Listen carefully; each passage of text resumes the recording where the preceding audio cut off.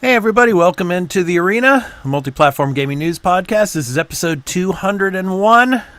I'm your host, Expat, with all of my contributors, my co-hosts, Burley of Burleman Gaming, Turn-Based Carl, Fubu87, and Leah the Hatless. So I want to wish you all a happy new year, 2025. But before we get started, I just want to say, as a native Californian, I want to wish all of you that are out in California that might be viewing or listening later on that our hearts and our thoughts are out there for you, for all of you that are affected by the wildfires in Southern California. So just want to let you all know that. So, 2025, man. So looking forward to everything going on this year. And so... Guys, what did you do and what did you play for the holiday break? I've been playing, of course, more of Indiana Jones and the Great Circle, as well as Rise of the Ronin. I've been playing some of that. How about you guys? Burley, I'll start with you. I haven't been playing that much because over the holidays and breaks, I unfortunately got sick. But I ended up picking up the Persona 3 DLC, The Answer. And I've been making some progress on that, and I'm really enjoying it. And once I finish that, my plan is to go back to Metaphor. And nice. Put the grind of that, and hi to Wheel. Yes. Yeah. Welcome in, to Wheel. Yeah. Happy New Year. Yep. Carl, how about you? Oh, well, I finished Metaphor ReFantasy. Finished completely. 100%ed. Well, I don't 100% anything. I rolled credits. Did you get all the achievements? No 1,000 gamer score on this? Did not either. Wow. I hate that stuff because I feel like I did a lot. I mean, I did all the quests in the game, right? I got the achievement for doing every quest. I got, I did the vast majority of what you can do in that game, and I still have a lot of achievements I didn't get. I'm like, come on, like. You want me to do nonsense. And that's why I don't like it. You want me to do things that I have to go out of my way to mess around with. So, I put 98 hours into that game. I think I did my work. Okay. Yeah. I did like the optional bosses. I got like the super crazy attack that does 9,999 damage to everyone. Which I used on the final boss, and it was nice. How long did it take you to defeat the final boss? I actually lost my first try. There's multiple phases, and I lost on the final phase. I see. It was like, okay, if you guys, you probably don't know because none of you have played this far into the game, but what this game does to make the really tough bosses hard is they have special abilities that give them extra turns. Right? So like the final boss, like at least there's some times where the boss will give himself extra turns twice in a turn. So like he might take like 8 turns while you go, and I'm like, man, that's ridiculous. So if you're not ready for that, you could just get wiped. I see. But should have just kept summoning Jack Frost. Yeah, I know. You'd never lose with Jack Frost. And they actually say Persona when they summon him. So I know when you sent me that video, I'm like, oh my god, I now know. Like when I get back to the game, that is my I don't care about the story. I gotta find what archetype gets me that and level that archetype and get that. It's good. I like that that's in there. It's an excellent game. I love it. I feel that I don't know. I want to say that like for me, I still like Persona 5 Royal better. And I never really thought that would have been the case, right? But man, like I think it's really the difference to me is like I love the characters, the character growth, and even the overall story. I think I like better in Persona 5, even though all that stuff's good in Metaphor, like very good. But the gameplay enhancements, right, in Metaphor, like I think Metaphor is like maybe overall better to play, more fun. You don't struggle as much to get everything. Like I max out all of my social links or whatever they call them this one. That wasn't difficult. I maxed out all of my virtues, my royal virtues. Like again, that wasn't really all that difficult this time. At the end of the game, I had like a few days left over where I was like, I got nothing to do. Like I'm just gonna, I guess burn these days doing nothing. I don't know. I just like kind of was like, I wish I could just skip. Can I skip? Like that'd be cool because I'm done. I'm ready. So, Fubu, what have you been playing during the holiday season? I played Legend of Zelda. The Echoes of the most recent one. I'm blanking on the name, and I'm telling you this. Thank you very much. I'm thinking Wisdom, but I was time Wisdom, whatever. Anyway, I played that game. I'm telling you, that game is so good. It's disrespectful that game not being at least nominated for Game of the Year because I was playing the game and I remember because I watched Burley streaming, and this is like when you play, let's say Astrobot, you have to play almost the same way.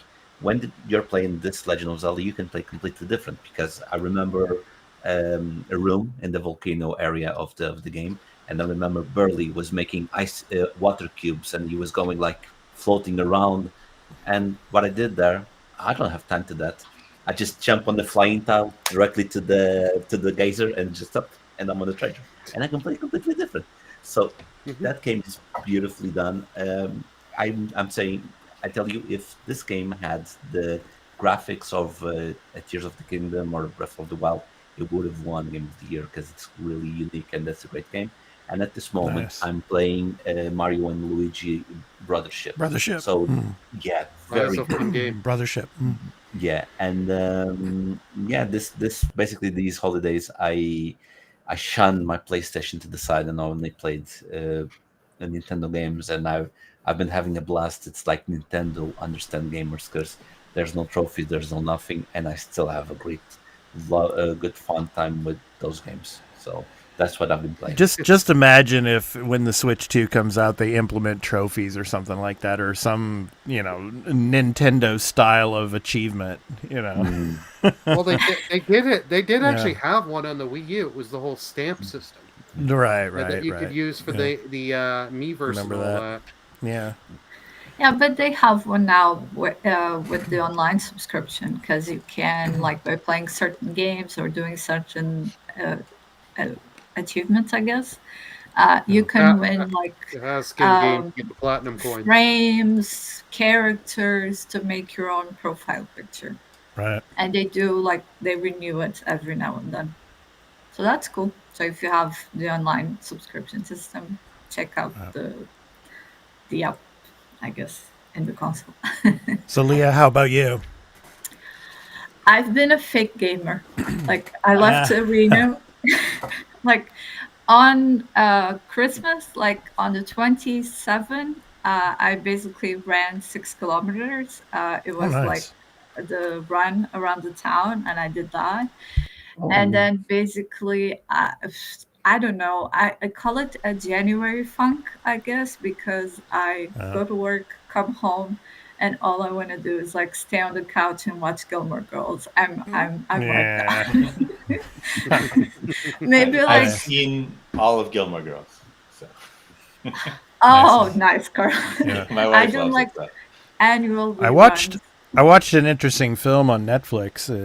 Of course, being the historical buff that I am, it's called The 6888. Starring nice. Kerry Washington, and it's a true story about the battalion in Europe that helped to, get the mail out to the soldiers and to their families. So yeah, it was really, really good film. So I highly recommend it. I think it was like good, historically accurate, like a good watch.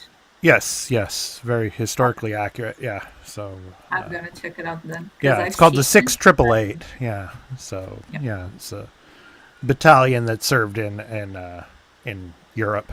So at the end of World War II. So very, very good film. So Rise of the Ronin. To me, it's interesting. It kind of feels like I'm playing Assassin's Creed.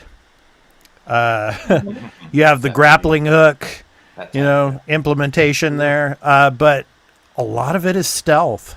Sneaking up on like bandits and assassinating them from jumping off of a cliff or jumping off of a building.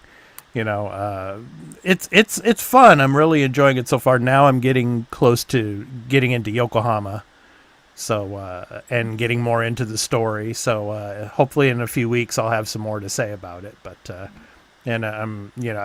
I streamed it, my first stream of the year. So yeah, I'm looking forward to playing it more and getting more into it. But at the start it feels like Assassin's Creed, so. Yeah. And it's interesting because we're going to be talking about Assassin's Creed and Ubisoft a lot in this episode. No, so do you mind? I have one more thing because I moved on to my next game. Go ahead. It is a PlayStation game. Go ahead. I know what it is, but go ahead. Yeah, go ahead, Carl. Back, guys. It's Infamous Second Son. Yep. Oh, nice. That's a good one. I got the third power set now. Nice. Decently way along, and you know what? This game is pretty great. There are shortcomings to it. I feel like some of the combat is a bit wonky. I don't know what's the word I really want to use, but at times I'm like, I don't feel like I have the right powers. Like, what is it? Moving up the shacks, like with the smoke. I think that is cool. I like that. That's the first one you get. It's like it's the slowest movement though after you get the second and third. Yeah. So like you kind of don't go back to it for that, but yeah, like the power sets, I felt like when the original 1 and 2 with the electricity, like there was more variety in like how I dealt with the enemies, and this kind of feels like I don't have enough tools. So sometimes in combat, I'm like, this is annoying. Like I just kind of want to move on and get through it quickly because it's not as good as I hope it would be. All the power sets are just sort of like a variation. They feel kind of similar, but just slightly different, traits to them as far as how they work in combat. But it's a really cool game though. I hope that they go back to this franchise. Really. Yeah, we'll see. But now it's all about ghosts. The Ghost of Tsushima, Ghost of Yotei, which is coming. So Yeah, it could be quite a while before we get back to Infamous, unless they branch out and have another part of the studio working on it or something. Yeah. We'll see, but I don't think they'll do 3 Ghost games in a row, right? And they'll go back. Nah, probably not. Yeah. All right. So, yeah, in this episode, we're going to be talking about Ubisoft. We're going to be talking about Take-Two. So please excuse my voice. It's like the morning here in Japan. It's like 7 in the morning. I get up at 5 in the morning. So my voice is still a little bit cranky at the moment. So anyway, the Xbox Developer Direct, we're going to talk a little bit about that. That's coming up, as well as CES and all these cool handhelds that are going to be coming. So we're going to be talking about all of that. So stay tuned for that. So first up is Assassin's Creed. And yeah, it's delayed again, guys. And what's interesting about it is it's coming in March now, March 20th. So like a 3-week delay. And they're talking about, okay, well, we need to, make sure that everything is, working, at optimal performance, and, to make sure that it's going to run smoothly for everybody when it comes out. So we need a few more weeks to tweak and work on all of that. I don't think so. My personal opinion is it's because Monster Hunter Wilds is coming out, like right close to where they were about to come out on February 14th. So now they move it to March. So that'll be interesting to see how this works out. But we're going to dive deeper into the Ubisoft story more. But first, let me get your guys' takes on this delay. And because they had said they weren't going to delay this game again. And they, of course, delay it for another 3 weeks. Yeah, I'll start with you, Burley. What do you think, man? I'm not surprised because remember we're last year because I've nicknamed February this year Brokeberry because of just how much we've got coming in this February with Avowed, Monster Hunter. I like Broketober better though. Has a better ring. Yeah. But like this game was not this game. We've heard trouble development. Ubisoft has caught a lot of flack for stuff they've done with this game, like when they were doing the Tory Gate collectible and sellable thing. Like this game, I feel that this game is in development hell. They're having issues. Like they said, oh, we pushed it to February to just make it a little easier, give us more time to polish. You're pushing it 3 weeks back. No offense. You need to not just get rid of the release date for this game and just say, we're taking it off till we can get this game right. Because, no offense, Sunker Punch has already announced that Ghost of Yotei is coming this year. This game was already getting compared to Ghost of Tsushima. Now you've got Yotei coming in the same year as this. So no matter when this game could come out, January 1st, and let's say Ghost of Yotei comes out December 1st. Mm-hmm. They're both going to get compared against each other, and from everything we've heard with Ubisoft and how Ubisoft has put out games other than Prince of Persia, I don't have a lot of faith in Ubisoft. No. So you know what? Yeah, great. You kicked the can down the road 3 weeks, but maybe you need to because they've said they're going to get this game out before end of their fiscal year. Yeah. Maybe you need to get it out of your fiscal year and just say, hey, we need to get this when this is ready. Yeah.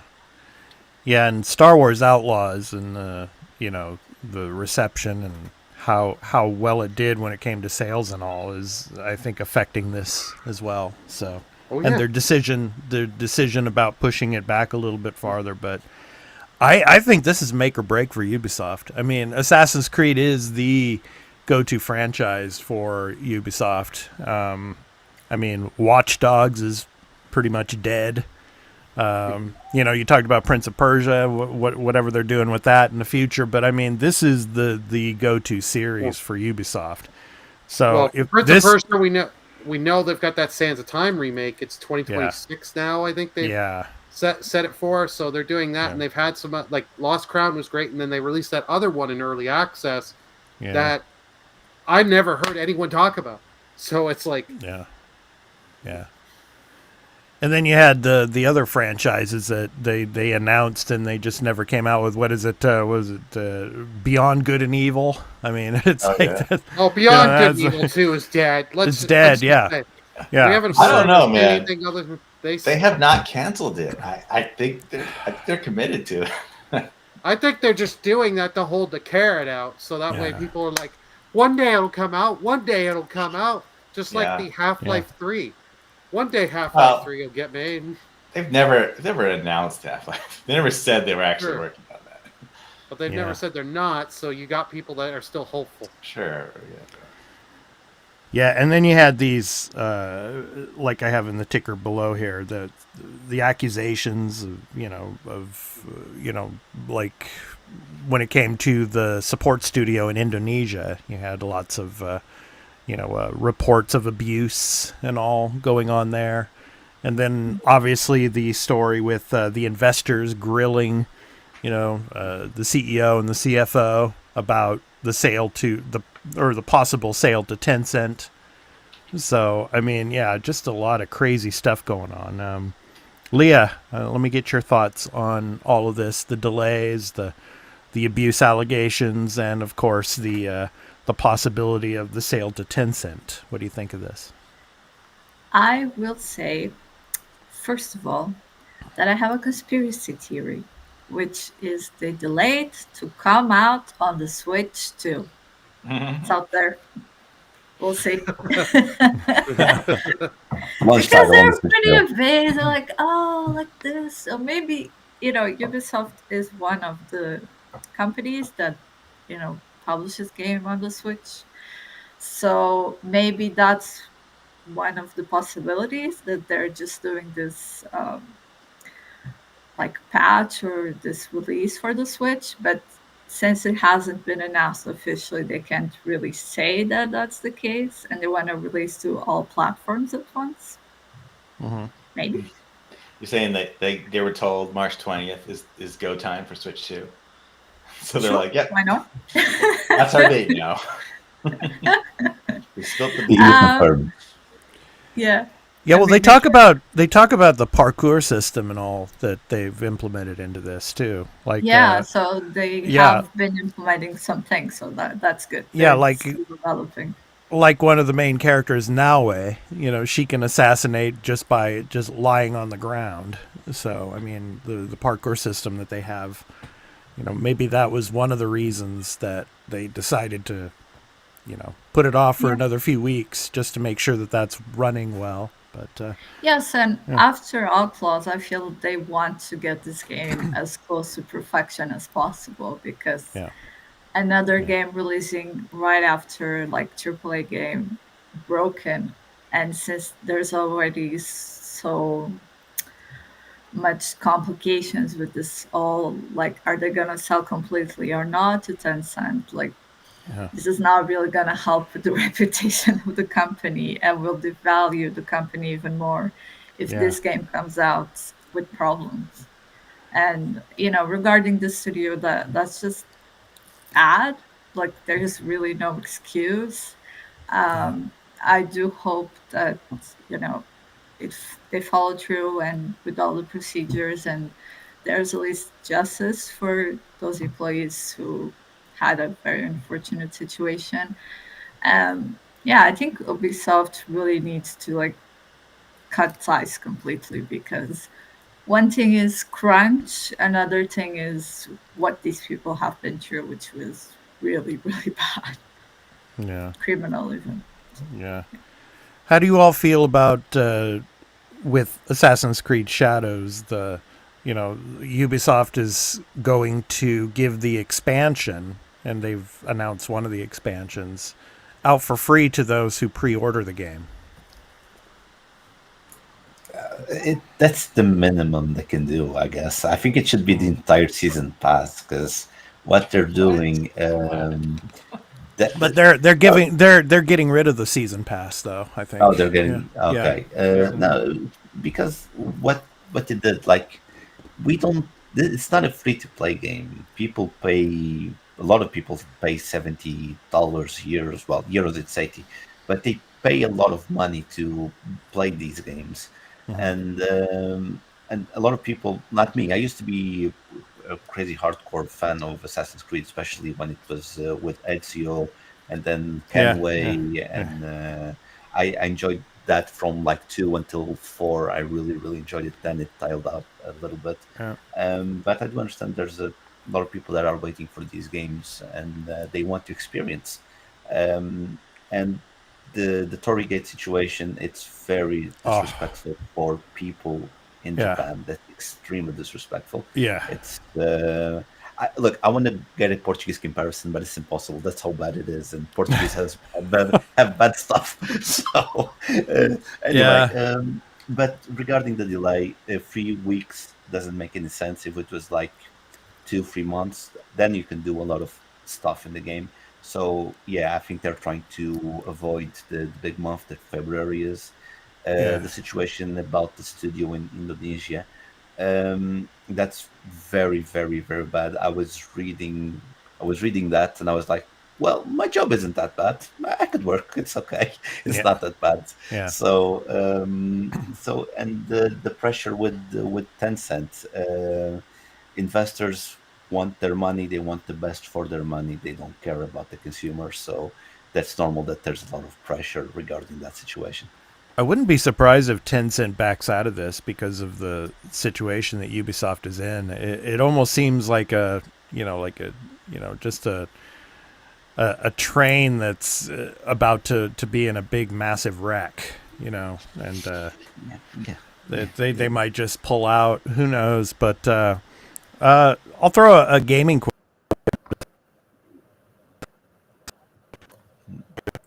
What did something went wrong? Oh, was it me? It wasn't my computer. Hello? No. We're good. I think we're good. So if am I okay? Okay, no, you did. I think so. My question is to you guys: play this game.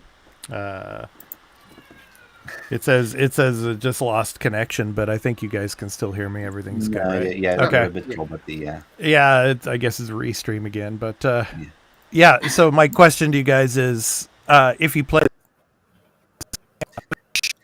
Restream doesn't want this question. Let's move. Let's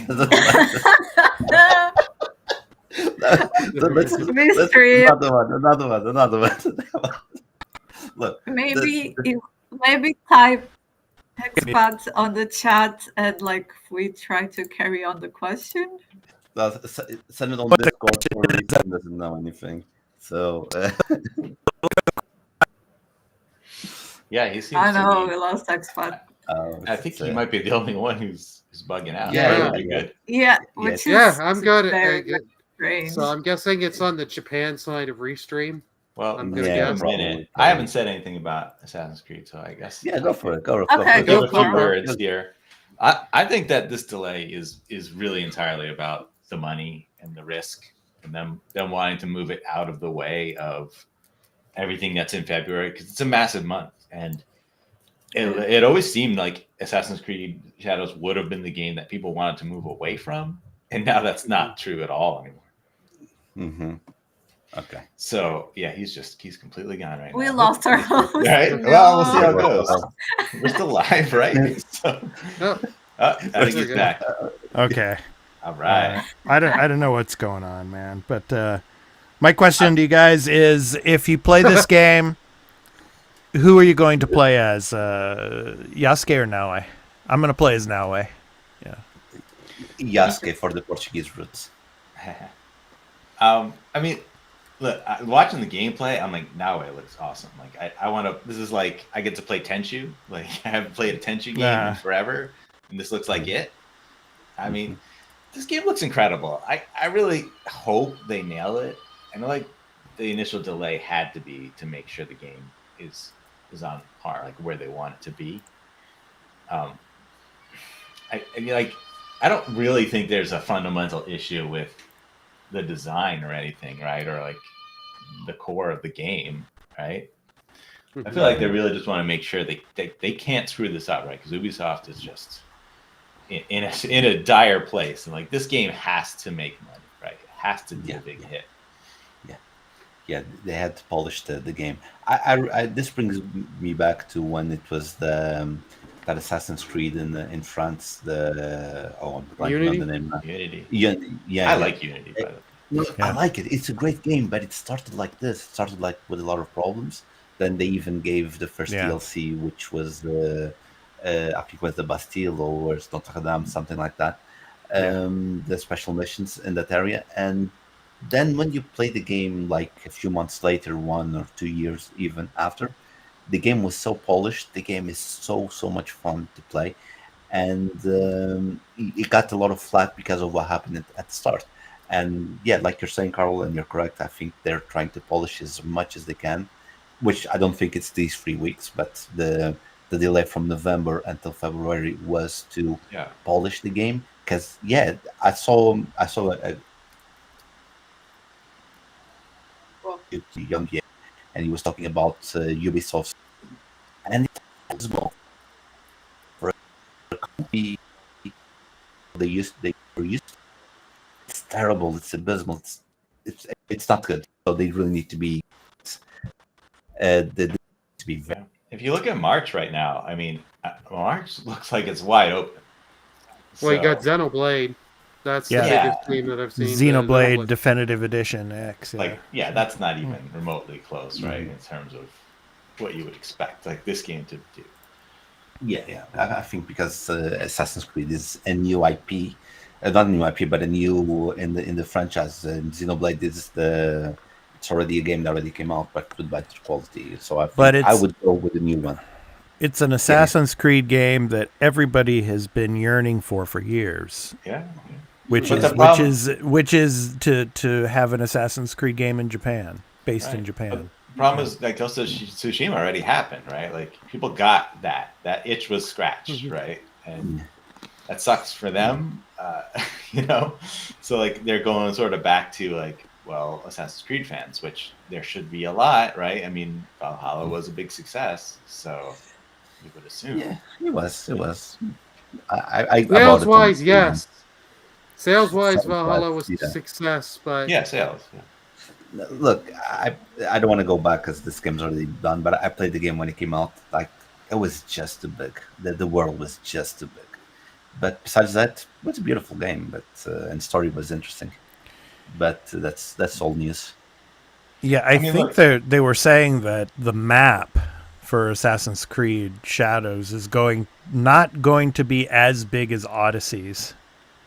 But it'll be close. But yeah, we'll it'll probably be more dense, I would say. Yeah, probably. Yeah. So I see John Gray in the chat saying that I'm actually gutted it's delayed again. And to that, I want to ask you and everyone here actually, what game in February are you planning to play the most? Like, what are you most looking forward to? Because Monster Hunter Wilds. That was Avowed, right?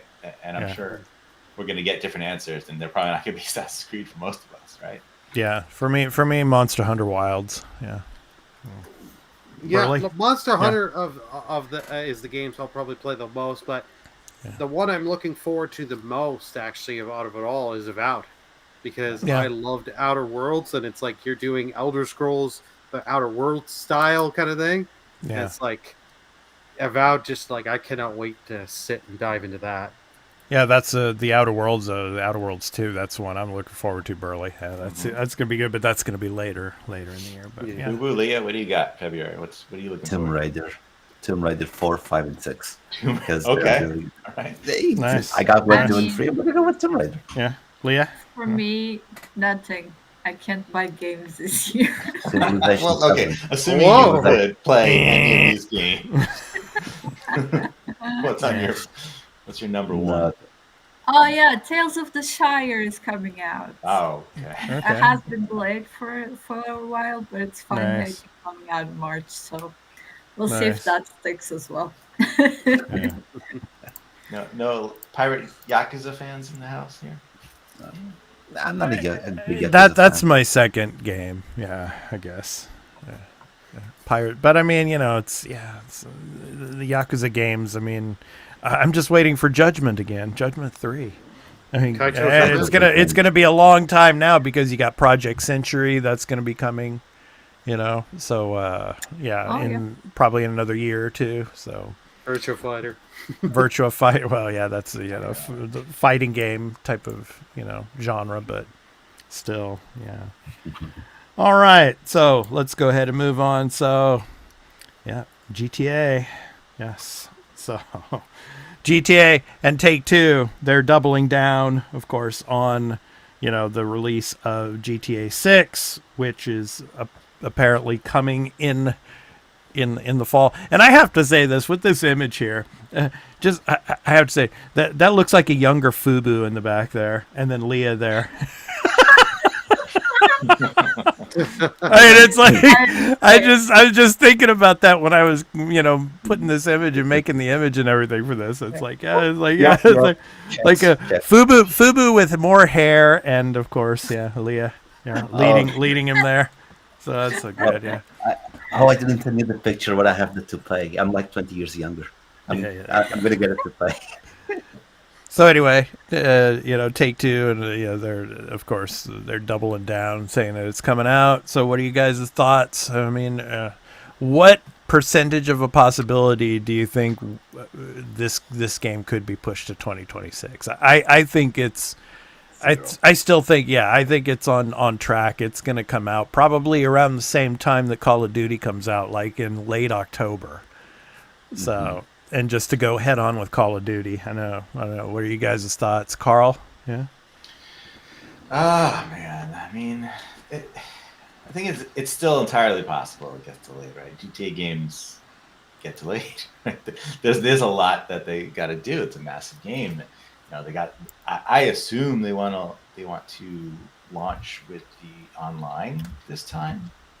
I don't think they're gonna push that to a later date like they did. I think there was it Jason Schreier just recently, like after this was said, was that he heard it's going to be delayed. So, I don't care either way. Obviously, like I'm not going to play GTA. What do you have a PlayStation? Isn't it to play GTA? You have a PlayStation to play GTA, right? No, I have an But Xbox. it's a multi-platform game. I mean, it's not exclusive. Okay, never mind. I'm so sorry. Yeah. Yeah, we're not talking about PS2 days now, Fubu. Okay, I forgot about that. Yeah. So, I'm complete opposite of you, Carl. I'm playing this day one, man. This is gonna take up all my time. When it comes to this is gonna. I mean, this is Vice City 2. So I mean, I can't wait for this. I'll tell you, the biggest deal with the delay of this or not is how it affects other releases, right? Yeah. As well as if anybody's doing their fantasy game critic drafts, right? A lot of people might be missing out on some points if this game gets delayed into the next year. My question to you guys: when do you think we'll get the second trailer? Because I think it's surpassed the actual longest time for like a gap between the first trailer and the second trailer for a GTA game. Yeah. So I mean, we should be expecting another trailer soon. I think. What do you guys think? That's a hard one to answer because I would go just to show the power of GTA. I would release the trailer on the same day they announce Nintendo Switch 2, just to get more views than Nintendo. Just go ahead. No, but I think that probably by I think March, like after the Switch 2 was released, because let's be honest, I'm joking. Obviously, Switch 2 is going to dominate even beyond GTA 6, in my opinion. But let this initial 3 months pass and then announce at the end of March, and like you said, I assume correctly as well, on the same time that Call of Duty comes out, so October, so it starts to get some hype for Game Awards and then sells on Christmas time. And about the delay, I don't think it's going to be delayed for one simple reason. This is different from any other company like Ubisoft or even Square Enix and stuff like that, because they have had a constant stream of revenue with the online of GTA 5 and then Red Dead Redemption. Not as much, but they did get some as well. So they had their time to prepare, and they won't delay because they had like 10 years, over 10 years to release 200 million plus units sold of GTA 5. That's a lot. Yep. And we are not Yeah. putting the money that was spent on shark cards or whatever they call the currency. Yep. They made it. That's why they're not going to delay, because they're not like they should have released this game about like 2-3 years ago. They should have already released this game, but they were making so much money with the GTA. Yeah, but they were focused on Red Dead Redemption too. So Yeah, but there's always a that's right. I totally forgot. The game, the offline was great. The online not as much. And yeah, that's basically my fault. They had more than enough time to prepare this game, to polish everything. And like Carl said, I think they want to release the online and the offline at the same time. yeah, well, GTA 5 is still selling. I mean, even Bully is still selling. I mean, it's like I would love a bully too. Oh, yeah, that game was that's- good. yeah. That was good. great And stuff. my suggestion is, when GTA 6 comes out, instead of doing the podcast like this, we all get together on the online of GTA 6 and we do the podcast through there. And while we're playing the game, so we don't waste any time because we don't want to stop. All right, Fubu. I'll let you set all of that up. That'll be great. Thank you very much. Yeah, I'm Good sure you'll take all the time to do that. So yeah, I'd appreciate it. Yeah. All right, Burley. Any thoughts? Yeah. Yeah, this game's coming out this year. Rockstar has had a known crunch culture for years. Remember on the lead up to Red Dead Redemption 2? Yeah. They crunched to get that out. They're gonna crunch. They've said they're getting it out this year. Yeah. I fully believe them on that. I think we'll actually see. I could see them being just cheeky with this and giving us the second trailer February 14th. Yeah. Because it doesn't Yeah. matter when they throw this trailer. Yeah. They can set. It's like Nintendo. They can put out a tweet and say, tomorrow at 12 p.m., go to our YouTube channel Yeah. for the trailer. Yeah. And you know what will happen? That YouTube channel will have 15 million people waiting for it and watch it. It'll be viewed how many millions of times in the first 24 hours. Yeah. And there's definitely going to be a lot of people booking holidays to play GTA 6 when it comes out. I'm Yeah. curious to see on it, but I've never been a GTA guy. I played. Yeah. I mostly played them to, hey, let's turn on the cheats and just fuck around. I never played this. I never got into the stories and stuff like that. Yeah. That might. Is there any possibility that this could end up? This game is going to be played like on the Lenovo and on the ROG and the Steam Deck, and we're going to be talking about the Lenovo later on with the Steam operating system and all. But could this come to Switch too, you think? Is there any Yes. possibility? Yeah. Yes, they're not giving dates because it's gonna be day one release on the Switch. It's your hot on PlayStation. This is the launch. Oh, I don't know.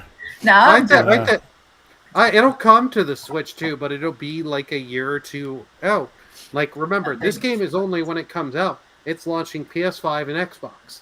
That's it. You don't get PC right away. You wait a year or Right. two to get Right. the PC version. Right. So, Yeah. Rockstar's always pretty much done that. So you- I Yeah. think it's wild too. I can't believe they're still doing that. yeah. It doesn't make sense. Like that PC what if the game PC is going to be next year? Like that sucks. I mean, Look, because if it comes out on PC, there's going to be modders and people won't be enjoying the game how it should be. I'm going to see something like that. They don't want people to tinker around on their engine. And then why and do then they care? Who cares? Like modding is just additional fun for people, right? In a game, like what? Why would it? Yeah. I I think it's more them trying to because they can set up the player base on console and especially with the online because they're wanting that online day one. Yeah. Mhm. Get people in with PC. Yeah. You can screw around, do what do your own servers and stuff. They want to get people in right away, get them on the shark cards, get them all on the gambling casino, and all this and that. The gambling casino. Yeah.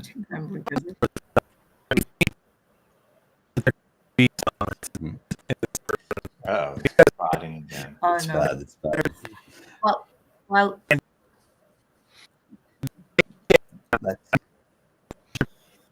Ben's just too far away, guys. Well, while Yeah, yeah. we recover expat, I'm just gonna Yeah. add that I think Yeah. it comes out in October, and they're Mhm. only going to do the trailer like a month before, because this one showed a lot of things. It's gonna be like 30 seconds. Here's the date. Go by. That's a bold one. That's a bold Yeah, one. right. Like, I think I'm like, with Burley. Like, I think February, because I kind of feel that it's been a year, right, since they've shown this. yeah. It's already Give, been- give or take, yeah, but Yeah. close to a year, if not a year Yeah. exact. And Yeah. and most of the time, we don't really start getting news until February. Microsoft has now sort of set that, like, I'm going to take end of January, right, as my spot for this developer direct. But before that, there was kind of nothing. So I think February is sort of going to be the beginning of, like, all right, we're going to start making announcements. And I think GTA is going to want to, and Take-Two, right, is going to want to plant their flag and say, hey, here we are. We're coming. Here's our game. Like, watch out. Yeah. That makes sense. They want to build up hype during the full year. I think that's how they'll want to do. All right, since I'm back, let's go ahead and move on. I'm really getting pissed off at Restream. I mean, that's I should not be being disconnected like this. So yeah, Happy New Year to Restream. Yeah. So Not often. So who knows what's going on today. I don't know. But anyway, Developer Direct coming on the 23rd. So Carl, I want to get your thoughts on this and what could be the mystery game and the mystery studio that they're going to showcase in this event coming on the 23rd. There's so many options. There are a couple of keyword like hints, right? They said brand new game, and then I think it was Aaron Greenberg said it's an unannounced game.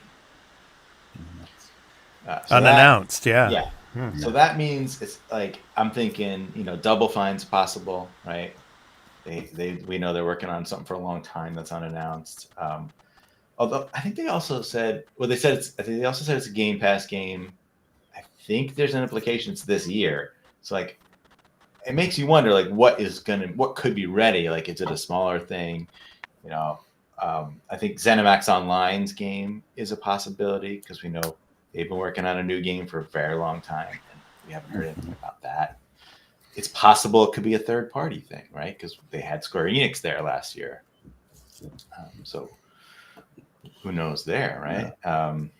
What else is, Project Mara sort of announced, but not. I wouldn't count that as like an announced game because that's like a project title.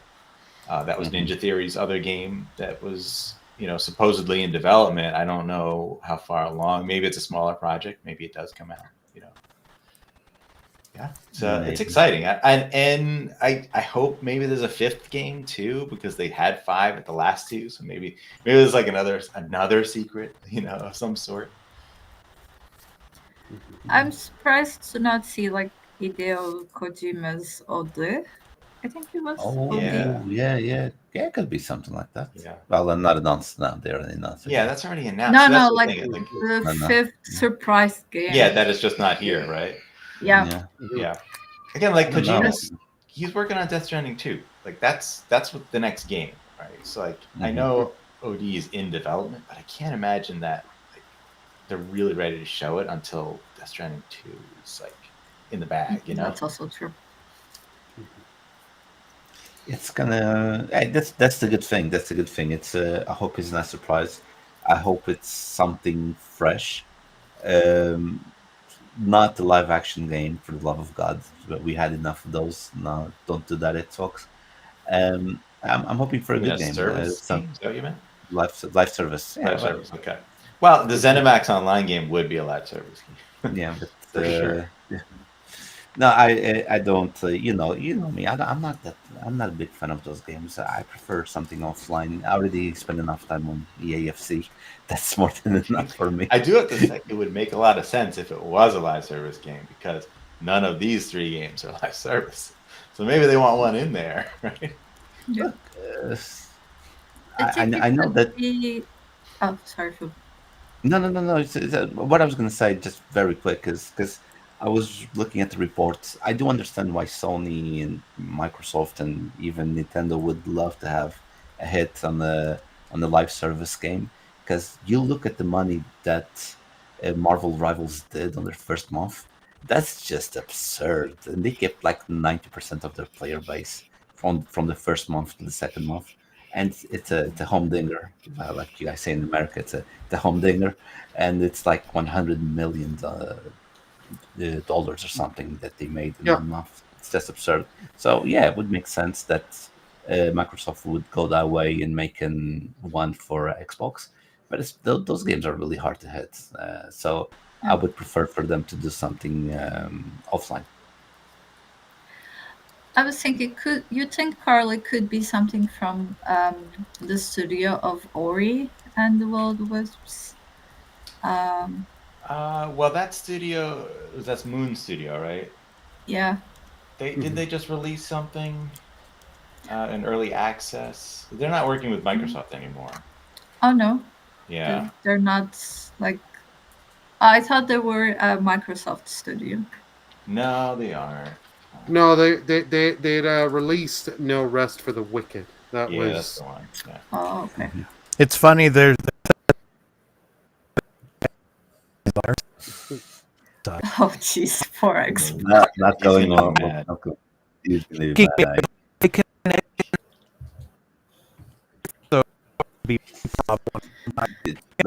Yeah. There's always Activision Blizzard. You know, we don't know. They might have yeah. other smaller things, right? Maybe they're focused. Well, yeah, they're big. Yeah, they could have been doing something different. Yeah, but I'm not very versed where it comes to the studios on Microsoft, to be honest.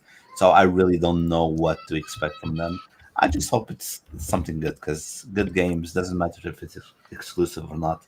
Good games, it's always good. Even if I don't play it, I can watch someone play it and enjoy the game as well. So yeah, I'm just hoping for something good, and we'll wait for it. Yeah, there's a number of partner games too that Microsoft has that like third-party studios that they were working with. Like there's that project, like Wu-Tang project thing, whatever that was. Oh yeah. Yeah, I don't. What was another one that I was thinking of?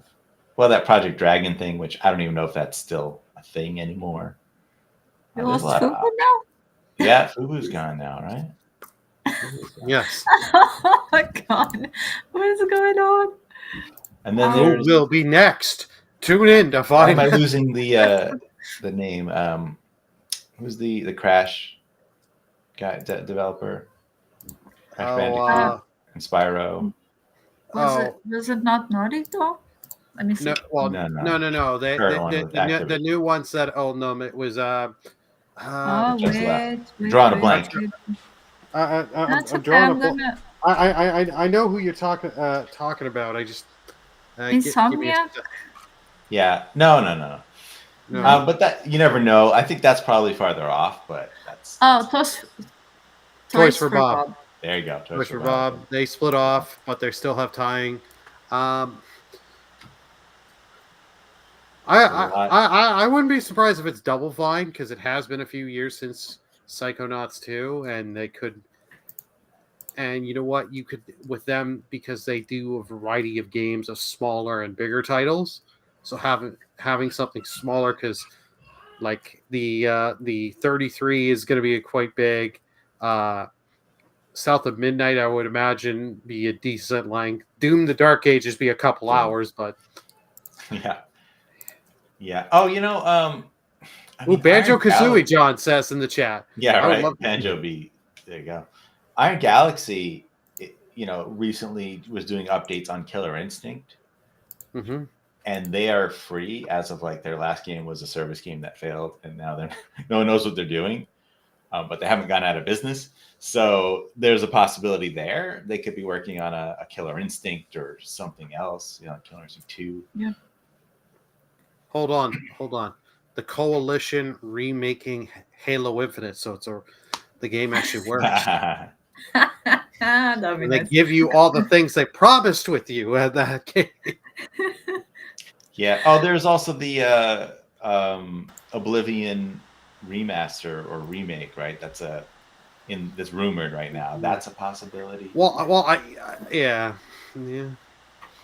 That'd be interesting. Hello. Could be. He's Hello. back.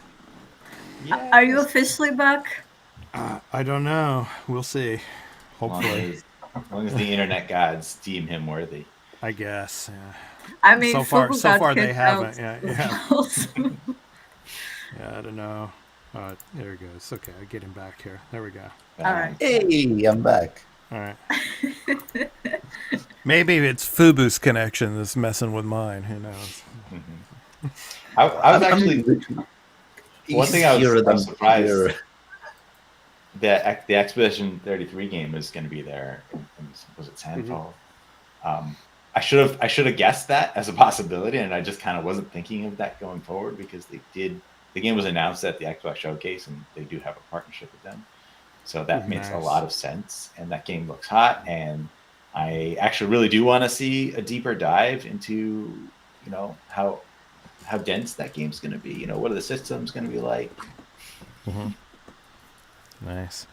Okay, let's go ahead and move on because I've spent a lot of time on the developer direct, unfortunately, because of the disconnections and all. So, yeah.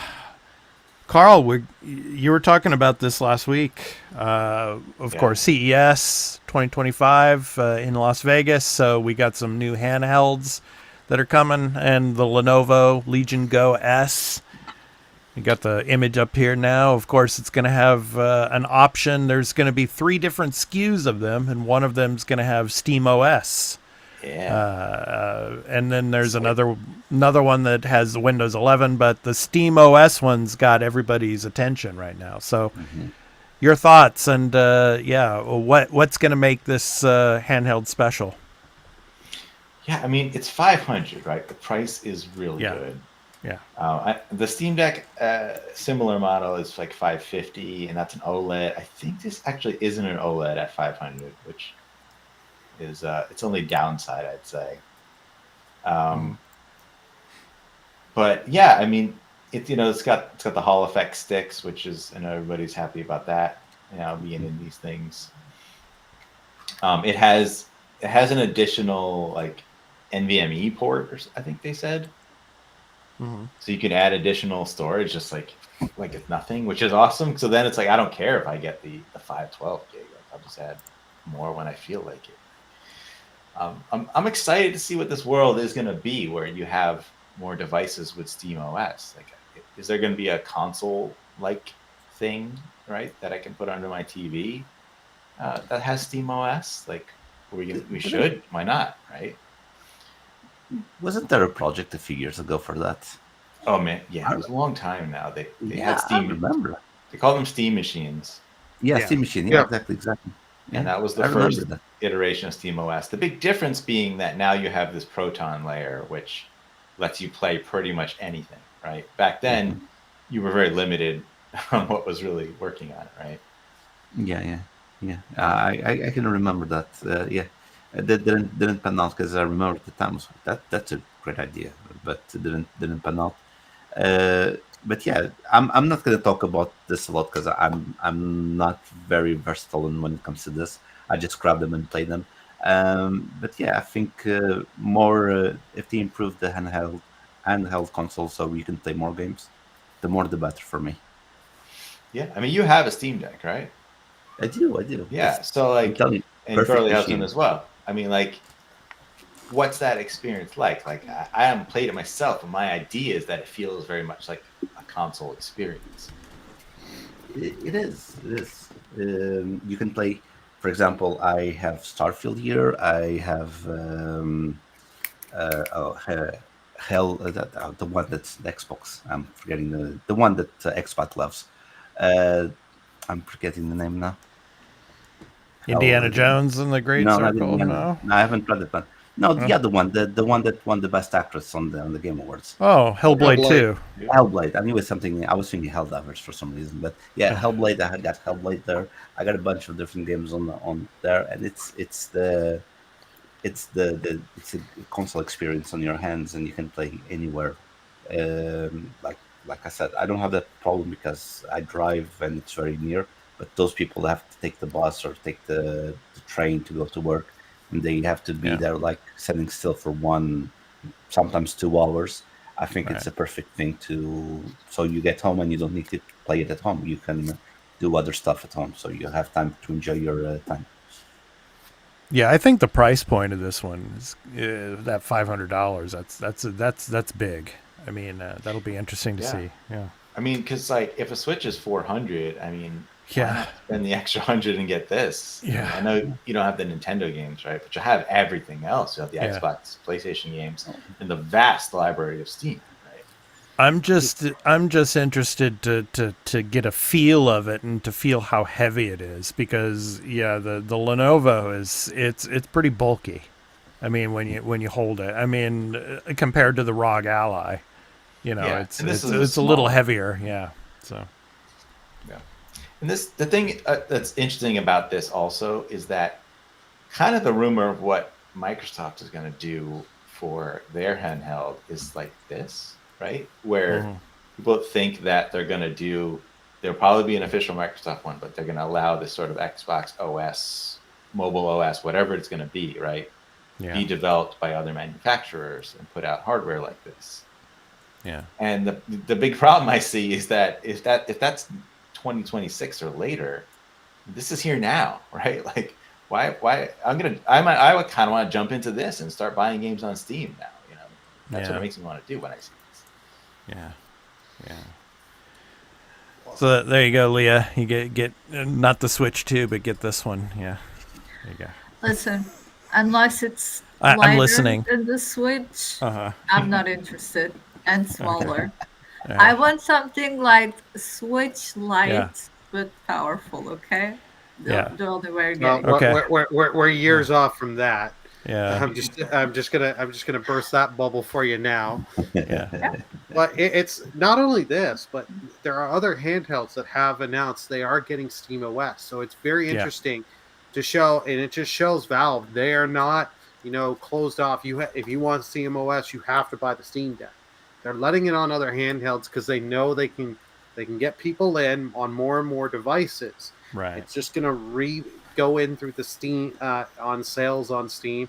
I'm glad to see these devices getting Steam OS, because a lot of big problems with like the ROG Ally and all that is Windows 11 is not that good for handhelds. These handheld devices, and it causes problems. So if you can get something Steam OS, which has been proven on the Steam Deck, like this thing is great, easy to navigate. I can go through, I can shop on here, I can install my games, I can do a lot of things, and if I want, you can when you power it on, you can go into desktop mode, and I can plug a USB-C dock, plug it into a USB-C dock, put a mouse and keyboard, and run it like a desktop computer, and do a bunch of things. Like they've cornered the market on knowing how to do that. So I'm very curious, and like I like Lenovo for their laptop brand. So I've been curious on the Legion. I've seen how big this is to have a smaller version, but have Steam OS on it. This is huge, and like for people that are like, hey, I want an on-the-go machine. I've got a big Steam library, or I'm willing to commit into Steam. These devices are just great. Yeah. My question to you guys, like CES, I don't know how much you guys follow it, especially Fubu and Leah out there in Europe. But yeah, in Japan, it gets a little bit of coverage, here, like in Nikkei and, in the news out here. But what stood out to you at CES? Now, I'm going to show you one thing here, and Leah, I showed you this earlier as well, but the creepy robot. the AI, yes. No. I mean, Detroit becoming human is coming closer to reality here. So this is from Realbotics, and this is their latest AI model. And she's looking closer to human than ever before. The mannerisms and everything still need some work. I mean, you can go and check out the video on CNET, but yeah, I mean, it's getting scary, man. It's getting closer to reality. Your guys' thoughts and what stood out to you at CES? I mean, to me, what stood out was the Sony immersive entertainment concept. You have like almost this full screen room where you play, and you have like you can interact with the flashlight and with the shotgun, and you're playing The Last of Us, like the level on the train. And you can actually smell Yeah. The Last of Us, which is not very pleasant, I believe. Yeah. No, Probably not. But it's really cool. That Could you just imagine you're playing that game and then you're smelling all of that, and then you just like start throwing up, yeah. But that's really cool because you could like there was a camera recording, and you can't really see the reflex on the camera. There's no reflex of the flashlight, and it's a really interesting, like, innovative experience. Even though probably won't translate to maybe a home experience, but maybe like a theme park or something like that. It's really cool to kind of see the entertainment of gaming like being pushed to this limit, and it sounds fun. Though they really missed an opportunity to do Horizon, because I feel Horizon would be a lot nicer to smell. Like it would be like grass, and metal, and like the wind blowing. And oil and gas. Yeah. It would be cool. Yeah, there was also like a gaming massage chair that I saw. Yeah, in all the coverage of CES, which was really interesting too. So yeah, and they had like the little robot from Horizon, like a puppet was maneuvering, and he was walking around, and it looked very, very realistic. It looks really cool. Yeah, that's awesome. Yeah, Burley, anything from CES? Yeah, for me, it's actually the NVIDIA graphics card line. Oh, the 50 series, yeah. The 50 series. Yeah. Because they've now admit, hey, we're using AI into these cards to help generate more performance, more frames and stuff like this. So this is very interesting. We're starting with the 50 series GPUs to have this to get boost in power with these and more frames. It starts here. This could be coming to future consoles, where we're having this, where the graphics cards itself may not have as much graphical power on their own, but using AI chips to enhance to give more performance and get better use out of it. Yeah. That's something we could see. So it's going to be very interesting to see how these cards come out and the technology with it and how it evolves over the coming years. Yeah. You know, that's the thing. I mean, I have a 4080 in my notebook here. And it's like, as soon as I get it, then they announce the next line. It's like technology. You just can't keep up with technology. And you know, expect that. Yeah. So. Well, that's the thing. And like, for me, like in my desktop, I have a 2070. I'm getting, my desktop is starting to show its age. I can't go to Windows 11 without going through this convoluted. Yeah. So I'm upgrading, and I'm going to go to the 50 series of the GPUs, because I'm very curious to see with how the AI and some of the other features, the new version of DLSS 4, how that's going to perform, and see how that goes. Yeah. All right. Anybody else have anything about CES you want to talk about, or Did Sony? They announced like 3 different projects of adaptations of the Ghost of Tsushima anime. Yeah. which that's neat. I don't really care that much, but that's cool. Now, Horizon Zero Dawn movie, which all right, because I always wanted that to be a movie. Or when they had the TV series in development, I was like, I don't think you're going to pull it off. Yeah. Not that got canceled. I'm like, okay, cool. And then Helldivers 2, I'm like, oh, okay. There's already a Helldivers movie. It's called Star Troopers. Yeah. I mean, that's obviously the inspiration, right? Yeah. And for democracy. I know. Yeah, I love Starship Troopers. So, give me another movie that's similar to that, because they never made a real sequel. They made straight to video, like low budget sequels to Starship Troopers. So, yeah, man, give me something like that, but it's got its own lore to it. People really like that stuff. And I always hear the talk about Helldivers, what's going on in that world. So, it sounds great. Good it's interesting. It's interesting who they're going to cast as Aloy in the Horizon film. Yeah, it'll be a tough one. Yeah, it could be a tough one. Yeah. So, should I say the joke that I said on Discord? I can say it. No, you don't. Do not. No. Fubu, No. No, Fubu. Do I have to force choke? I know. Right? I'm hoping the first force choke of 2025. Yeah. No. An unknown actress, Find someone who's seems like an up and comer, right? That we don't really know so much about. Look. I'm going to tell you who it is. Now I'm being serious. You can put your hand down, Billy. Don't worry. I'm going to be serious. Once Upon a Time, the TV series that was on TV a few years ago. Do you remember? Yep. BBC. Yeah. There was an actress that played the actress that did I think it was Brave, which is the red-headed girl. Oh, yeah, Merida. Yeah, exactly. And she was perfect. She was really, really good. I think she would be very good on the role. Or then from Game of Thrones, the one that's a wildling, that she has the red hair as well. I think she would do a very good role. Oh, as well. Kit Harington's wife. Yeah. Exactly. I think she has the Rose Leslie. Yeah. So. Yeah, I think she has the physique for that. Yeah, and they're even talking. I saw an article where they were talking about one of the girls from Stranger Things, not the main girl, but the side character.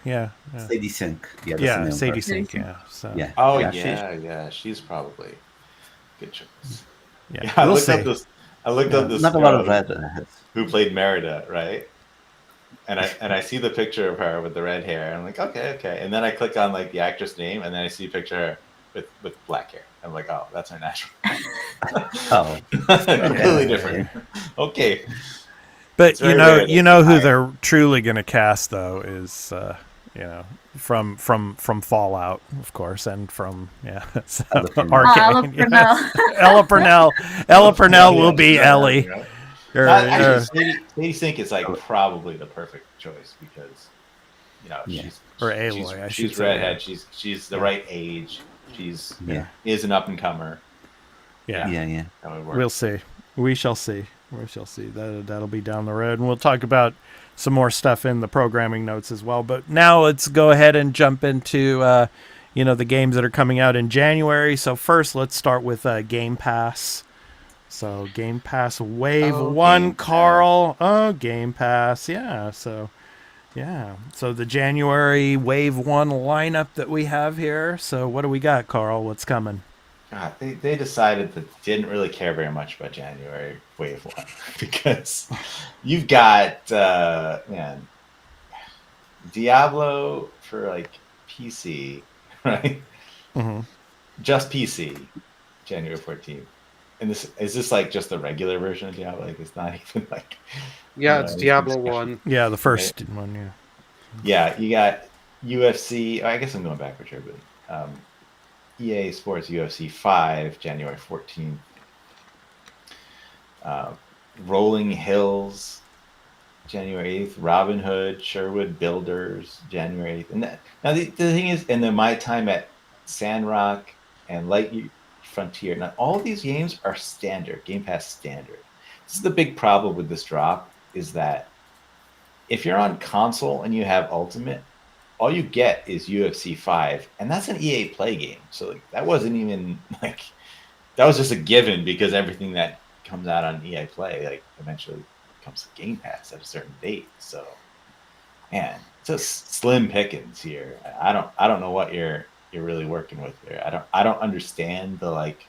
It just bothers me that you're going to drop Diablo on PC when you could just as easily put Diablo 2, the remaster, or Diablo 3 on console with like what I think is the amounts to like click of a few buttons to like just say, put it on Game Pass, because those games are already on Xbox. Like, I don't understand. Yeah, this one, the Carrion, it's coming back to Game Pass. Yeah, I'm looking forward to this one. Yeah, so Know that, yeah. good stuff. Yeah, yeah. Yeah. So next second drop, we know of some games already announced that are bigger indies, but again, like I don't know. Yeah. This one's interesting, though. I mean, with all the characters and all the choices that you have to make in the game, and the many different outcomes that could possibly happen. Oh, Road 96. Road 96. I didn't that one. That's January 7th. Yeah, it's already out. Because that one I think was already. It was already on Game Pass right. once. Yeah, so it's coming back. Yeah. Like I don't know, man. Game Pass, like, they got all the big first party stuff this year, but I think it's got the indies, and then they're just messing around, dragging their feet on Activision Blizzard stuff. Like, yeah. Mm-hmm. Yeah. Alrighty. So that's Game Pass. So next up is PS Plus Essential for January. So Burley, what do we have for PS Plus Essential? Yeah, we don't have a strong month on PS Plus Essential. I guess no one cares about January. Yeah, it's like, yeah. What was it? January's always the dumping ground for horror films.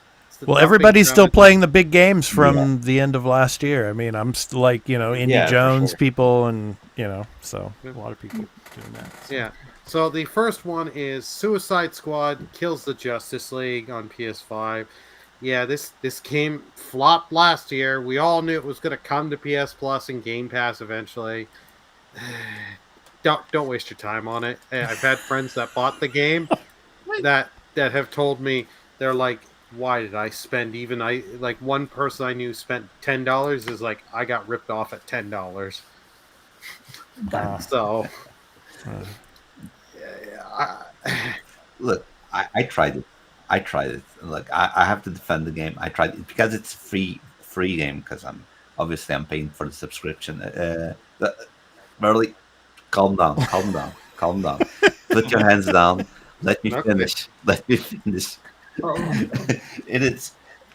Look, because it's free in a sense, I feel like I'm not getting ripped off.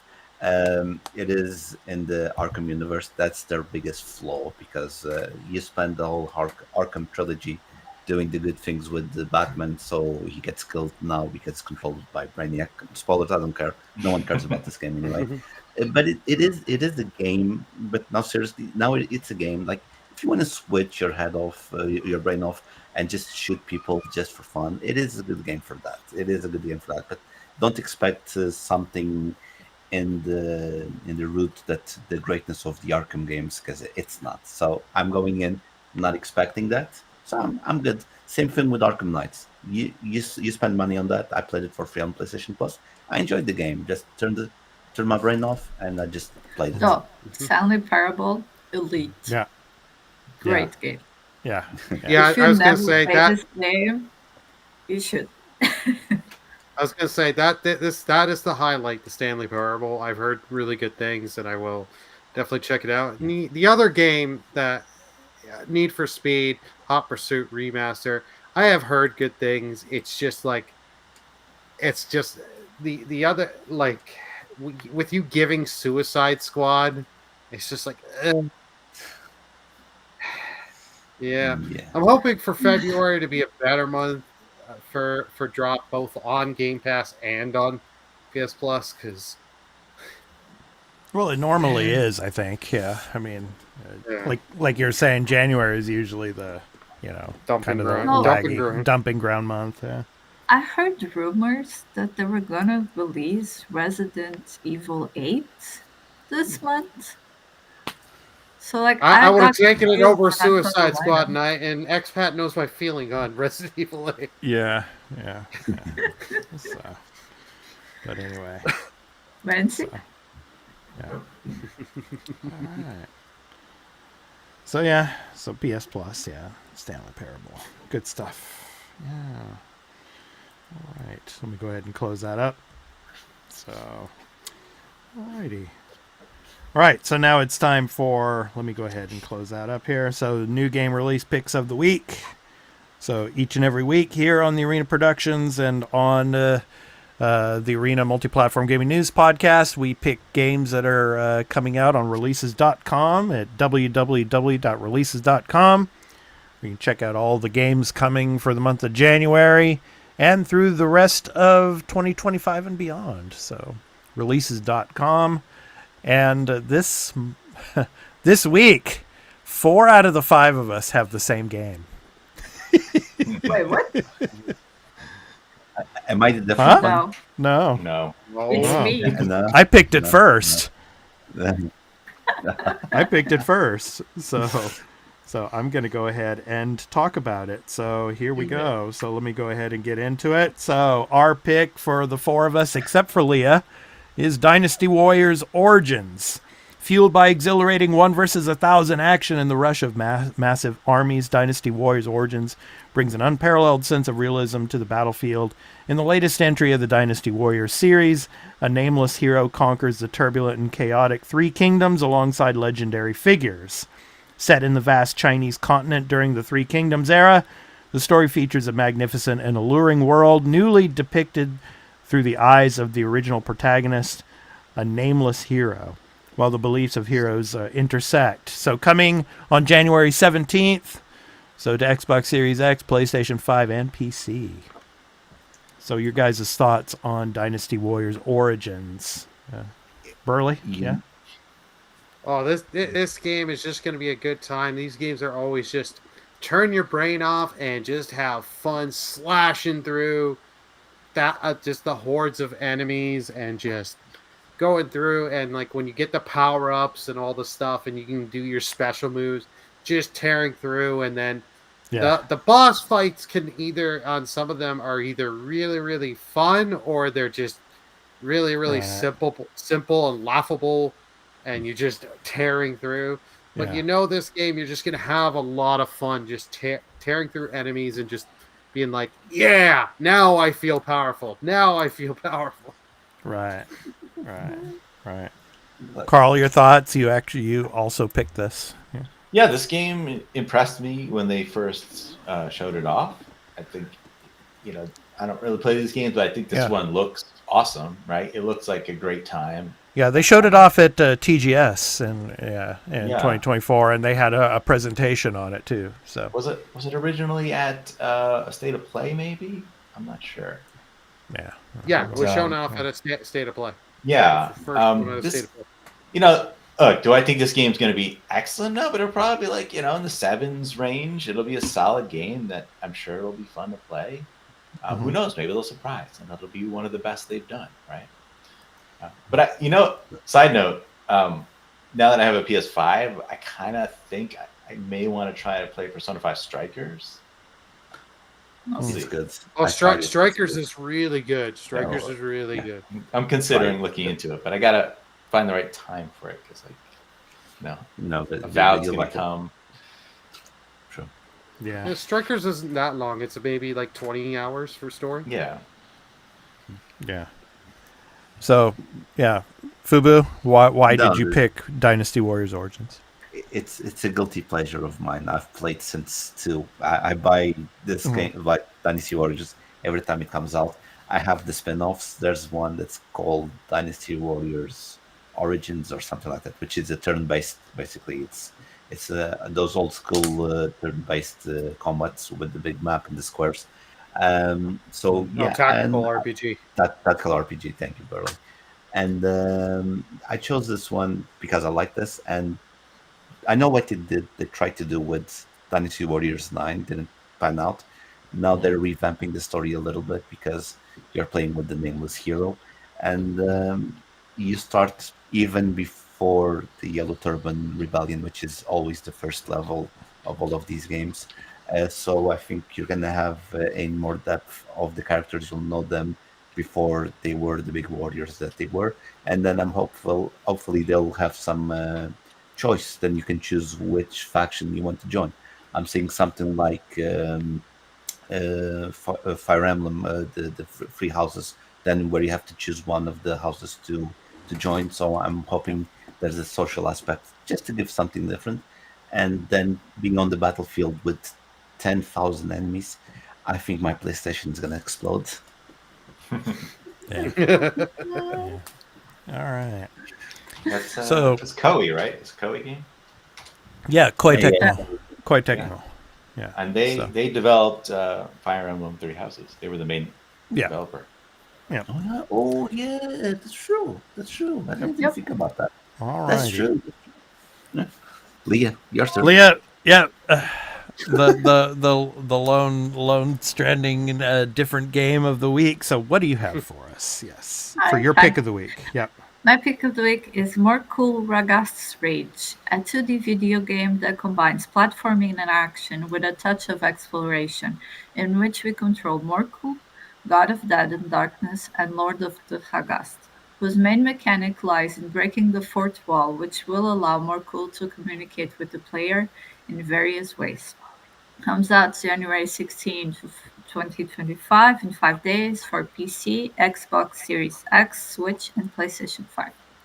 So to me, I thought it was really cool, like a cool game platformer. But like the fact that he breaks the fourth wall, like that's interesting. Mhm. It's a really cool mechanic you don't really see in these games, and I wonder what that would mean for like the story of the game and how we will interact. So comes out in all platforms. So want to give it a go? Nice. All righty. You know, I kind of thought Burley would have picked Donkey Kong Country Returns HD. Oh, true. There's a reason why I didn't. Oh, you hate those. They're games. taking. No, I love Donkey Kong. I own all three the Donkey Kong Country on the SNES carts. I own the SNES carts. Oh, Great cool. games. But the returns, they're taking the 3DS version, which you could buy for $20 here in Canada even, Ah, Yeah. and porting it for $90 Canada, and like they've added very little to seems it. fair. No, it's like at least when they ported Tropical Freeze, the Wii U one, to the Switch, they added the Funky Kong mode, they added a little bit of extra content, they added to make it worth it, and completely added to the game. This was just, we want to put another port, we got to have something because we're adding the Donkey Kong expansion to Nintendo Land in 2025. So we have to have something. Okay, we could port that, and it's like, no, I'd rather like if you're gonna do anything, just do a small cleanup and just do some slight enhancements to the original SNES trilogy and put that out. I'd rather pay full price for those games with small enhancements than Donkey Kong Country Returns. All right. And just thinking, So- we got over 120 million Switches out there. Like enough people are going to buy this at full price for us to be able to pull this off. Yeah. True. Yeah. All right, you can go to www.releases.com and check out all the new games that are coming out this week and through the rest of January and beyond at www.releases.com. So please check it out. So those were our picks of the week. So next up is our programming notes. So the Arena Productions programming notes, recent content uploads. So not only are we a video game related podcast here on the Arena Productions is also entertainment and pop culture related. So we've got a lot of stuff coming out. So first up, so my review of season 3 of Marvel's What If. So bold twists, darker stories. So yeah. So if you haven't watched those, please go to Disney Plus and check them out, and then come back and enjoy my review of the season. So yeah. So the final season, actually, of Marvel's What If. I watched one episode. one episode. Well, The first maybe one, I'll do a watch party. I have all of them and do a watch party on the Discord, so you can come and watch it, Yeah. Carl. So I did not like episode 1, so I hope that one was not a. why did you not like episode 1? It's just the story was boring. I just wasn't interested in it at all. You know, it was just character choices. I was like, whatever. No, it's just a weird you didn't like the mechs or anything. Yeah, like it's just that? like, oh great, anime mech stuff, whatever. Like, Yeah. I don't know. Like, what are we doing here? Why we got a Voltron situation going on? Like, whatever.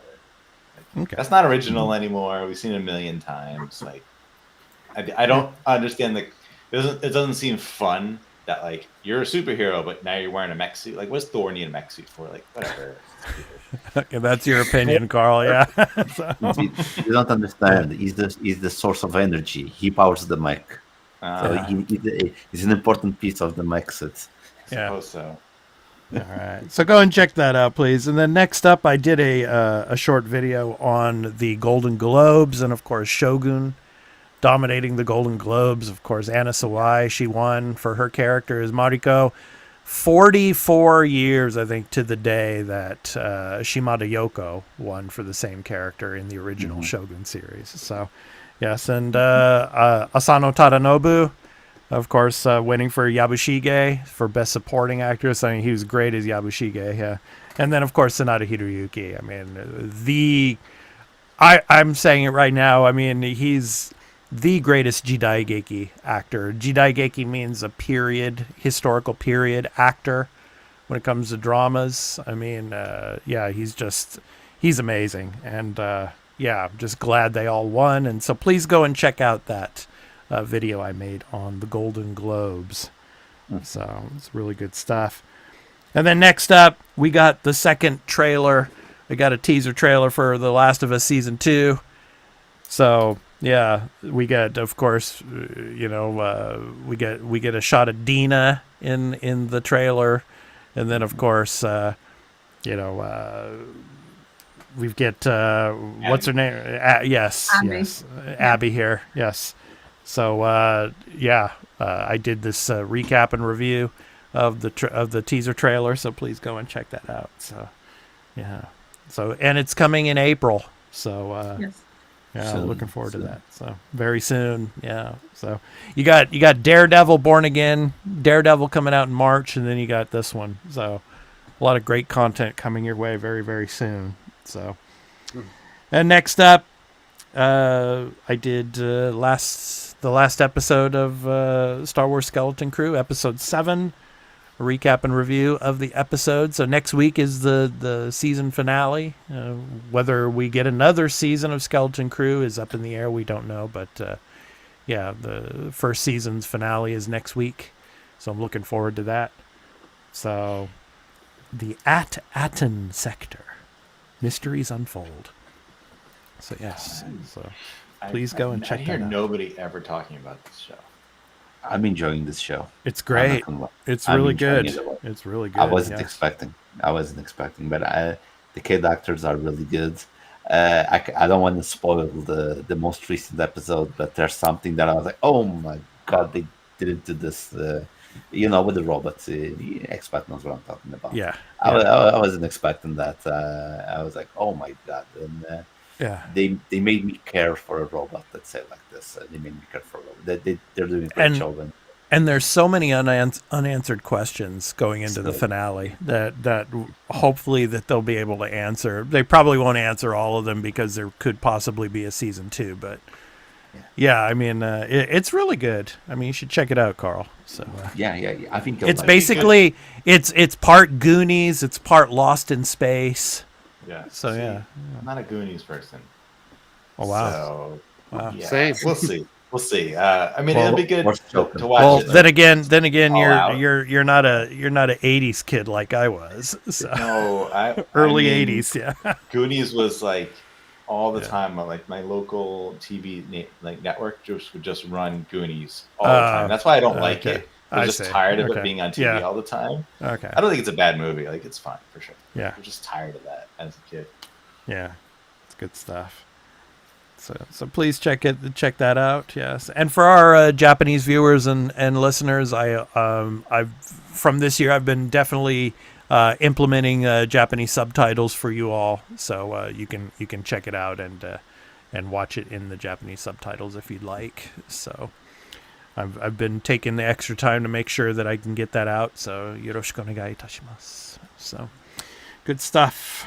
So yeah, so those are our programming notes for this episode. It's great stuff.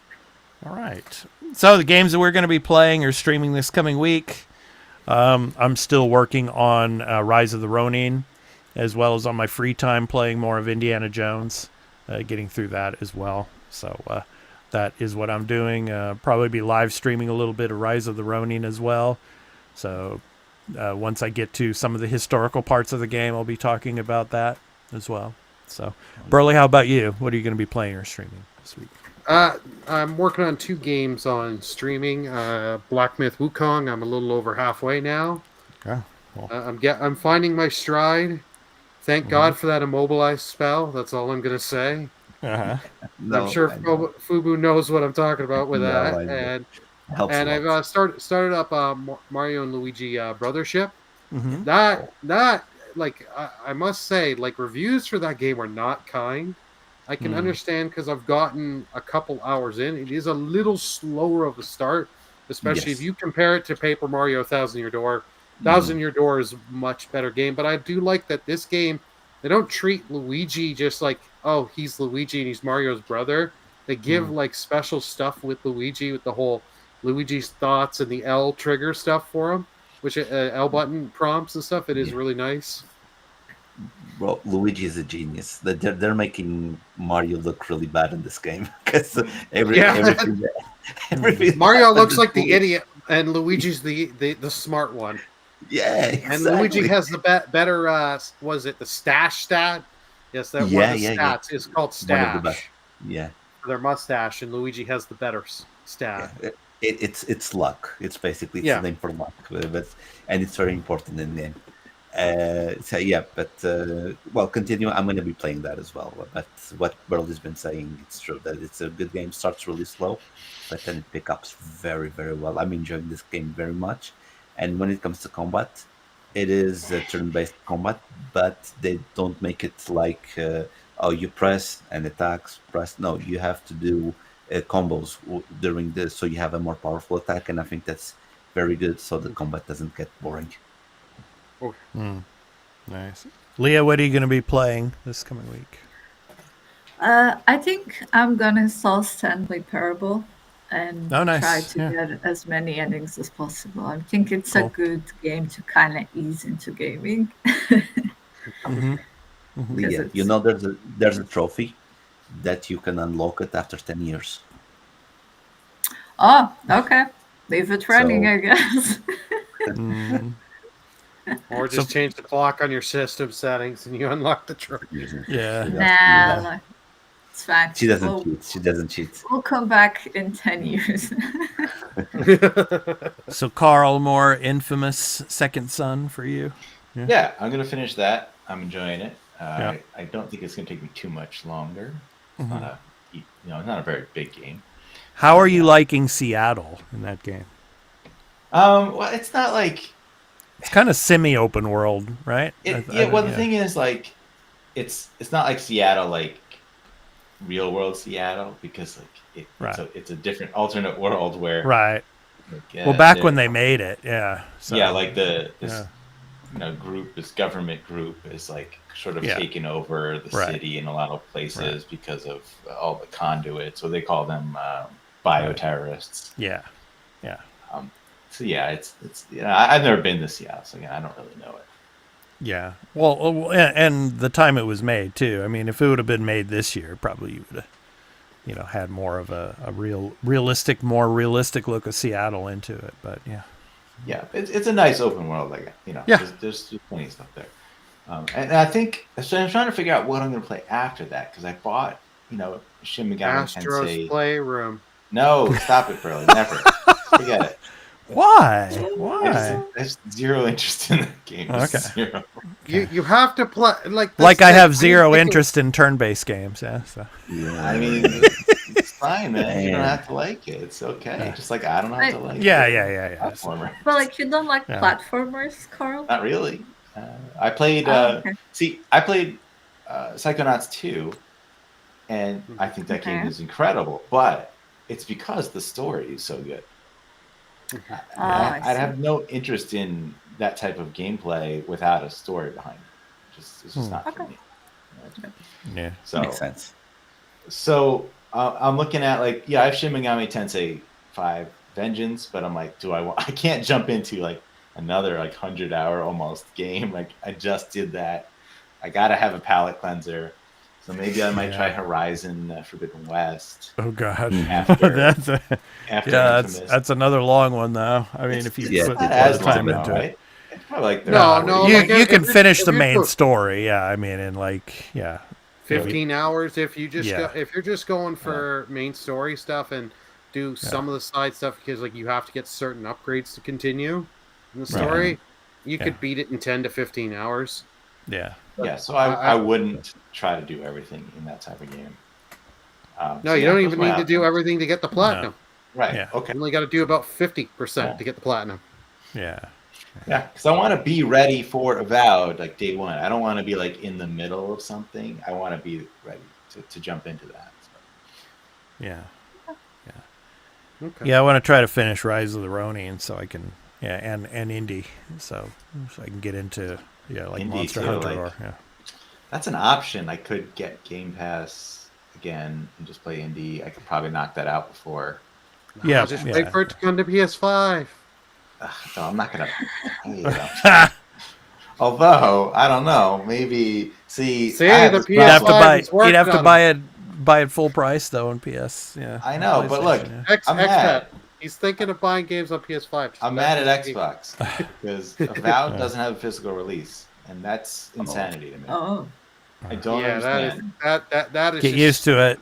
Get used to it though. Like, I mean, it's a big game. How's that not how's that not it's the first big game of the year for you? I mean, Obsidian is a great developer. I don't understand what you're thinking with this. I understood Hellblade 2, it wasn't a full price game, whatever, right? But this is a full price game. It's gonna be deep enough, right? It's gonna be a long enough game, right? I know, I expect I could easily put in 30 hours to this game, but probably more if I want to. I just only if you have the disc. no. It's just I like to have the case, right? It's just I'm old school, right? I like to have the case on the shelf. I like to have the option to resell it later if I feel like it. Well, No, you're I- lucky. I You're get lucky that. you're not in Japan, Carl, because here space is limited. So if you had all those cases, it Yeah, would I take know, up the whole room and stuff. So I understand where you're coming from. I used to be a physical, media guy too, but it's just the space. It's just so limited. So I've become fully digital, for that, in that sense. Yeah, and I'm picturing what are they going to release? Avowed on PS5 later in the year, and then put it out on a physical version. I'm going to be really pissed if they do that. That would, I'm thinking they would probably put out the physical version for the PS5. They could, right? Yeah, I I assume mean- at that point they would do both, but that's too late because I want to play it at launch. So Yeah, because the user base of the PlayStation, the console sales, and the people who would want it on, on a disc. That I know, would be digital fine. sales are just where everyone's going, and Xbox has a higher percentage than PlayStation, which has a higher percentage than Switch, but Yeah, of digital. yeah. I don't know. Man. Maybe I have to go, PS5 at some point. If Xbox drops physical and PlayStation doesn't, and I think I've been gone. I don't know. Yeah. Yeah, we'll Oh, see. John says in the chat, digital only for me. In books, films, and games, I hate clutter. I get it. I get both sides. There are some games I'll buy digitally because I know I'm not going to trade in.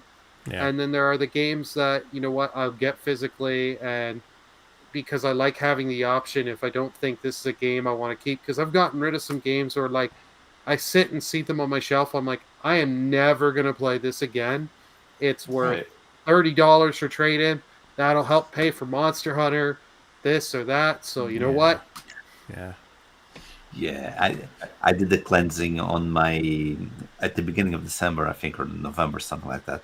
I did the cleansing in my old games that I know that I'm never gonna play, like PS5, PS4, 3DS, Switch games that I know, and I got almost 250 euros, which is a lot of money, trust me. Nice. And that helped me buy other. I got this blue controller. I got other stuff at the store, and it really came in handy. And I don't miss them. Lee got mad at me because I sold Resident Evil 4, and she wanted to play Resident Evil 4, and I didn't. Yeah. I sold a Sega Saturn game for like $350 something. Yeah, That's crazy. Nice. Yeah, I used to take some old, disc games to Akiba and Akihabara and sell them, but those type of stores are, few and far between now. So it's and these games aren't going to retain value anymore, right? Yeah. I get it, right? But there is that, just like Final Fantasy VII, remake and The Last of Us Part 2 that I bought at launch. I played at launch. I finished within, whatever amount of time. It wasn't that long, and I sold them right away. And I probably paid half the price for those games, basically, because of that. Yeah. I'm old school. I don't trust the internet. One day it can be gone, and then poof, there you go. Books, great. Films, great. Games, give them all to me. I'll find a books. There's a thing, Leah, called Amazon Kindle. Yeah. I don't like Kindle. I'm reading a book now. Book. I got it physically. I don't know what it's like in the education system there in Madeira, but here in Japan now, it's like a lot of kids now are using like iPads and like, I don't know about the States with using like digital textbooks, but that's starting to be implemented here in Japan as well. So I'm here as well. They're transitioning so to digital manuals, but yeah. When you have a brick this big and you finish it and you're like, life's changed. Yeah, War and What an Peace. Yeah, achievement. try reading War and Peace. Yes, that's about like over thousands of pages. Yeah, so there you go. I like holding a book. I like feeling the pages. I like the smell of the new book. Yeah, when it's new. I mean, but then like years later, when it's all the paper's all molded and stuff. It's Well, for me, like I like having a physical book, but the one thing that kills me with digital, when they do for Kindle, it's like, the physical book is $29.99. Yeah. The Kindle version is $29.99. And it's like, no, I'm not paying. If I'm not, like I wait for like the Kindle dollar sales and stuff like that, or when they're super cheap, and then I'll buy them because then I can have my phone on my tablet or my computer. That's the same thing with video games. They charge you the same price for the digital version. I'm like, look, if the option is you're getting rid of physical, then raise the price up by a little bit, and I'll pay an extra premium. You want like an extra $5, maybe 10 at most, right? No, don't listen to Carl. Astute game company. No, you rather than just never have physical games anymore? Like just go forever? I don't want to be paying. You know how much game costs in Canada? I know. As long as they keep the digital down, right? They don't use that. But. They're never going to keep the digital down. They keep the digital up on PlayStation here in Canada. Well, let me just say this: they're not going to make consoles forever. So, I mean, the days of physical media are coming to an end. So, it's pretty much dead everywhere. Yeah, except for gaming. I mean, books are never going to go away. People like to buy actual books, right? Yeah, but here in Japan, the older generation, they still buy the CDs, especially like music CDs and stuff like that. So here in Japan, here in Japan, that's going to last for a little while longer, at least. But yeah. All right. So that's going to do it for episode 201. I want to apologize for the technical issues on my end. Something, I don't know what's going on with it. I actually went into the living room and reset the modem again. And ever since then it stopped. But I usually reset the modem like before we start the podcast, so it's weird. Maybe the first time I reset it acted up or something, but the second time it seemed to work. But anyway, apologies for that. So hopefully that doesn't happen in the next episode. But anyway, so want to wish you all again a peaceful and happy New Year, and hope all of your goals and aspirations come true in 2025. So thank you so much for watching us, and we will be back again next week. Of course, we record on Saturdays here on the Arena Productions from 2 p.m. Pacific Standard Time, 5 p.m. Eastern Standard Time, 10 p.m. GMT, and of course here in Japan, Sunday mornings at 7 a.m. So anyway, I've been your host, Expat, and finally our indie recording artist spotlight to end the show. So each and every episode we spotlight an indie recording music artist and have an outro with their music. So this week our spotlight is on Vesislav Dragunov. Vesislav Dragunov is a composer based in Moldova, whose music has been used by international brands in numerous ads, from motivational and inspirational soundscapes through indie rock jams to dynamic future bass and EDM tracks. Vesislav's music is tailor-made to accompany video projects, from the title song of his album called Revolt. So this has been The Arena, a multi-platform gaming news podcast, episode 201. I've been your host, along with all my contributors and co-hosts, Burley of Burleman Gaming, Turn-Based Carl, Fubu87, and Leah the Hatless. We hope to catch you in the next one next week, and hopefully we'll get that Switch 2 announcement next week. And then we'll be talking about it next week. Hopefully, we shall see. But anyway, take care, everyone, and have a great week of gaming. Peace out.